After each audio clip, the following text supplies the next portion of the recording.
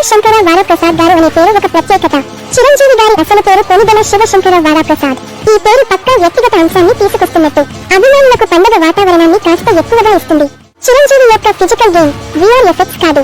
దర్శకుడు అనిల్ రావిపూడి చెప్పారు, చిరంజీవి గారి స్టైలిష్ లుక్ ఎక్కువగా రియల్, అంటే మెగాస్టార్ స్వయంగా బలం శ్రమ చూపిస్తున్నారని భావించొచ్చు. అనిల్ రావిపూడి మరియు చిరంజీవి మొదటిసారి కలిసి పనిచేస్తున్న చిత్రం ఇది.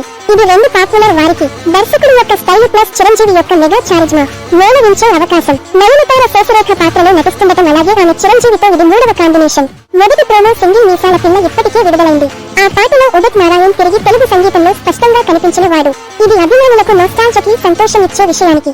డైరెక్టర్ చెప్పేటట్టు పాట వీడియోలో చిరంజీవి వింటేజ్ స్టెప్స్ కూడా చూపిస్తున్నారట. రిలీజ్ తేదీ మరియు ఇతర కీలక సమాచారం సినిమా సంక్రాంతి 2026 విడుదల చేసే లక్ష్యంగా ఉంది. మేకర్స్ ఇటీవల విడుదల చేసిన టైటిల్ గ్లింప్స్ వీడియోలో చిరంజీవి కారులో నుండి దిగడం, ఆ భారీ స్క్వాడ్, చెప్పుద్ది వంటివితో ఎంతో డ్రామాలు చూపించారు. ఇది సినిమా